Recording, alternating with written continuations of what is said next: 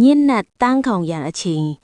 ရန်ကုန်မြို့စွန်ကတက်တန်းရစ်ပုတ်ကလိကအဆောင်တစ်ခုရဲ့တတိယထပ်မှာဖြစ်ပျက်ခဲ့တဲ့ဖြစ်ရတစ်ခုပါအဆောင်ရဲ့အစွန်ဆုံးကအခန်း309ဟာတခြားအခန်းတွေနဲ့မတူဘဲအမြဲတမ်းအေးဆက်နေတတ်တယ်အဲ့ဒီအခန်းမှာနေထိုင်တဲ့မောင်မောင်ဟာစာမေးပွဲနီးနေတာကြောင့်ညတိုင်းဖျောင်းနိုင်ထွန်းပြီးစာကြက်လေရှိတယ်အဆောင်ကဟောင်းနွမ်းနေသလိုလျှက်စစ်မီးကလည်းခဏခဏပြတ်တတ်တာကြောင့်ပါတညမှာတော့မိုးကလည်းတီးတီးမဲမဲရွာနေပြီးလျှက်စီးတွေကလည်းတစ်ချက်ဝင်းတနဲ့လက်သွားတတ်ပါတယ်မောင်မောင်စာကြက်နေရင်တကူလုံးစိန်ခနဲ့အေးသွားတာကြောင့်အင်ကြီးလက်ရှိကိုထောက်ဝစ်လိုက်တယ်အဲ့ဒီအချိန်မှာပဲအခန်းအပြင်ဘက်ဝရန်ဒါကနေတောက်ဆိုတဲ့အတန်ကိုကြားလိုက်ရတယ်လမ်းလျှောက်တန်ကပုံမှန်မဟုတ်ဘဲခြေတော့တစ်ဖက်ကိုတရွတ်တိုက်ဆွဲလာတဲ့အတန်မျိုးပါမောင်မောင်က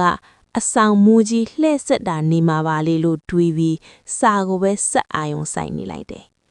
ဒါပေမဲ့အဲ့ဒီအတန်ဟာသူ့အခန်းရှိမှရက်သွားတယ်တောက်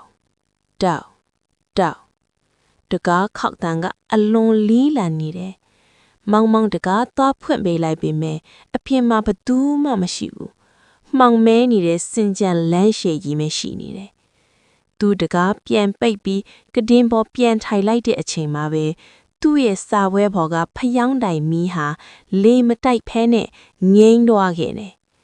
အမောင်တို့ကမှမောင်မောင်ဟာကြောက်စိတ်ကြောင့်အသက်ရှူရတာခက်ခဲလာတယ်အဲ့ဒီအချိန်မှာပဲသူ့ရဲ့နားလေးကနေအေးဆက်လေးဘူးတစ်ချက်နဲ့အတူခတ်တိုးအတန်ကိုကြားလိုက်ရတယ်ငါကဒင်းပေါ်မှာဘာလို့လာအိမ်နေတာလဲ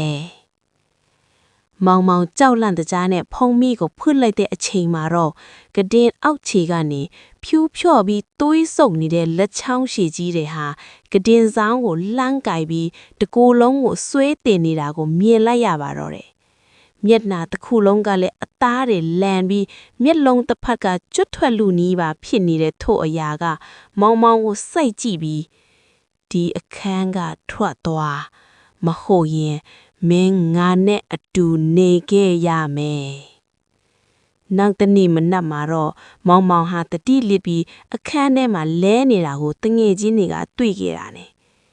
အဲ့ဒီနောက်ပိုင်းမှာတော့အခန်း309ဟာဘသူမှမနေရတော့တဲ့တရေအဆောင်ရဲ့အချုပ်ဆုံးအခန်းအဖြစ်ကြံရစ်ခဲ့ပါတော့တယ်